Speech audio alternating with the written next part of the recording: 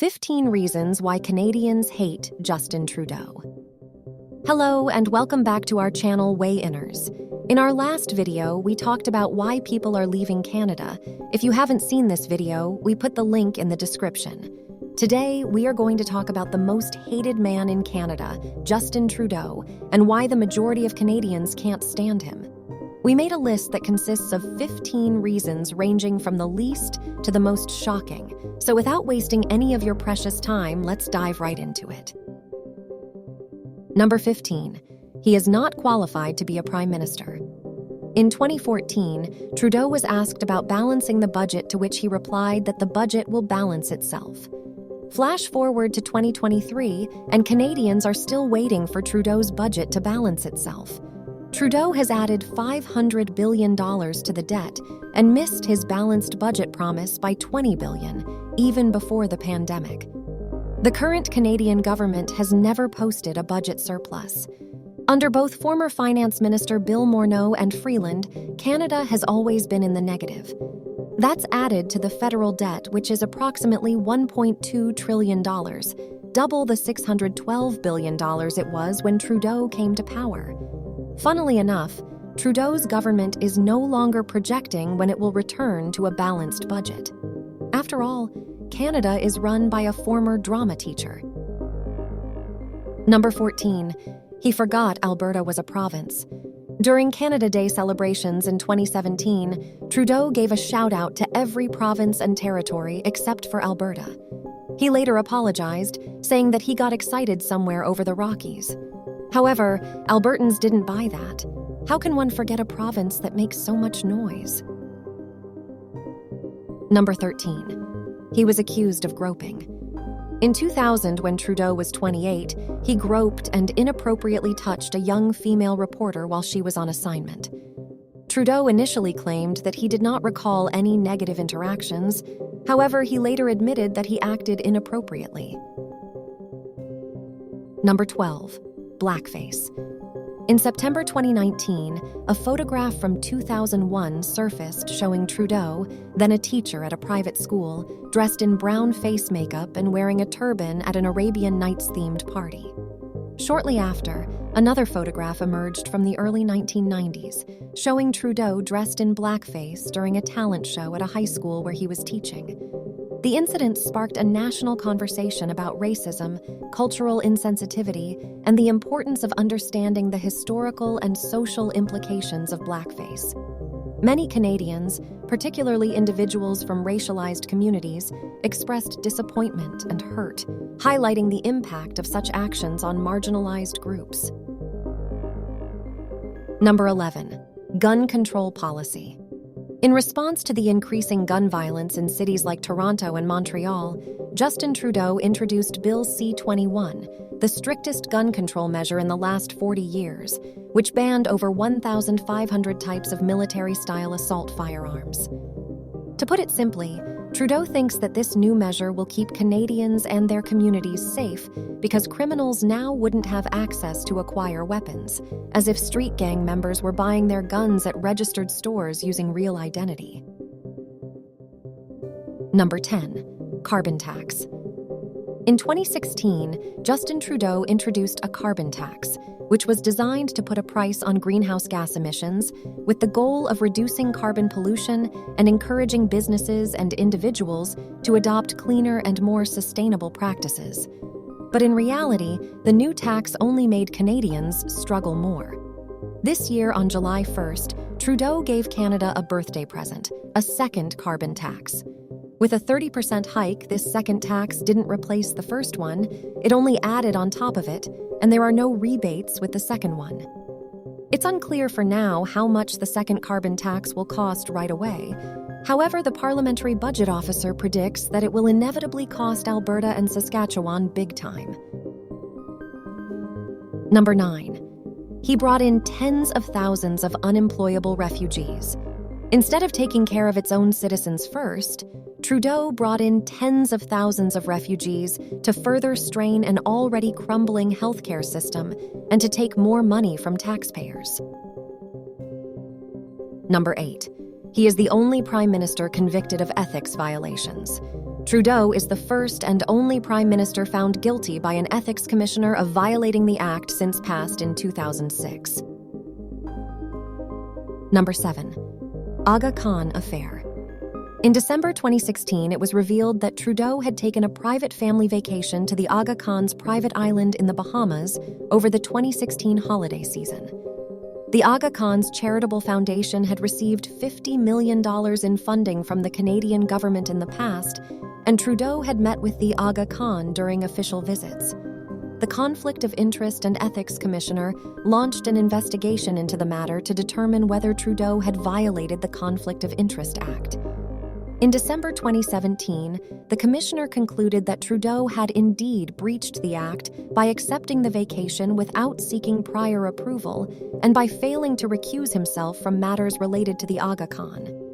The commissioner found that the trip could reasonably be seen as a gift, and therefore, Trudeau's actions contravened the Act's provisions regarding gifts and conflict of interest. Number 6. We Charity Scandal. In June 2020, the Trudeau government announced that We Charity would administer the Canada Student Service Grant, a program aimed at providing financial support to students volunteering during the COVID-19 pandemic. The program was intended to offer students grants for their volunteer work, and We Charity was selected to manage the distribution of funds, reportedly due to its infrastructure and experience in organizing youth-oriented programs. However, the decision to award the contract to We Charity drew criticism and raised questions about Trudeau's relationship with the organization. Trudeau and his family had a history of involvement with We Charity, including speaking engagements at We events and his wife's connection as a We ambassador. Trudeau himself had participated in multiple We Charity trips abroad and had disclosed these trips in accordance with parliamentary rules. The controversy escalated when it was revealed that Trudeau's mother, brother, and wife had been paid significant fees for speaking engagements at We Charity events over the years. Number 5. He helped major firm avoid criminal prosecution. The scandal involving Justin Trudeau and SNC-Lavalin emerged in early 2019. SNC-Lavalin is a major engineering and construction company based in Montreal. The controversy centered around allegations that Trudeau and his office had improperly interfered in a criminal case against the company. In 2015, SNC-Lavalin was charged with corruption and fraud related to its business dealings in Libya. It was revealed that Trudeau and some of his top aides had attempted to pressure the former Attorney General, Jody Wilson-Raybould, to intervene in the case. They allegedly sought to negotiate a deferred prosecution agreement with SNC-Lavalin, which would have allowed the company to avoid a criminal trial in exchange for paying fines and implementing compliance measures. Wilson-Raybould refused to interfere in the case and believed that the pressure she faced was improper and potentially illegal. She ultimately resigned from her position as Attorney General and Minister of Justice in February 2019, citing a loss of confidence in the government's handling of the matter. The scandal had political repercussions for Trudeau and his Liberal Party. It led to the resignations of 2 senior cabinet ministers, further eroding public confidence. It also became a key issue during the 2019 federal election campaign, with opposition parties accusing Trudeau of ethical breaches. In the end, the scandal did not result in any criminal charges against Trudeau or his aides.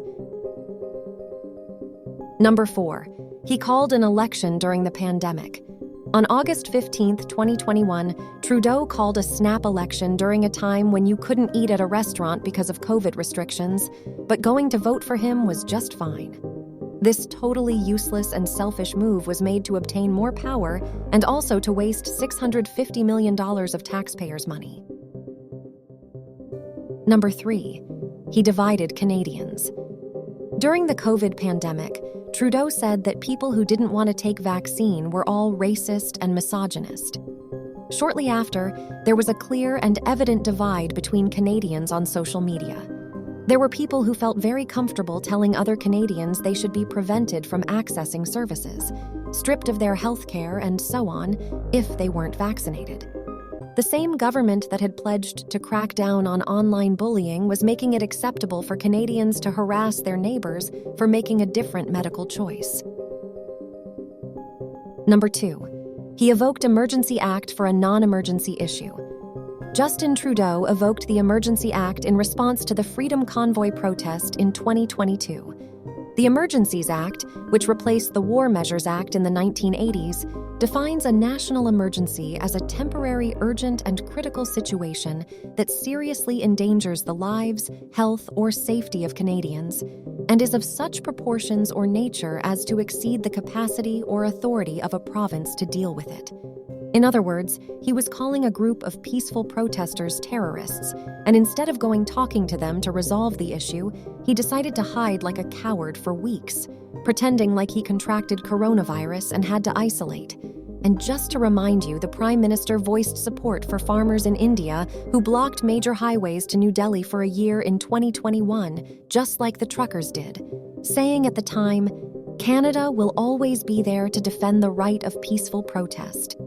However, the views of the Freedom Convoy protesters did not align with those of Justin Trudeau, and that's why he called them a fringe minority with unacceptable views and evoked Emergency Act to put them in jail. Number 1, he froze bank accounts. After the Emergency Act had passed, Trudeau decided to immediately freeze bank accounts of people with unacceptable views. Yes, he actually did go that far. He not only froze bank accounts of protesters, but also of those who made a simple donation to the Freedom Convoy.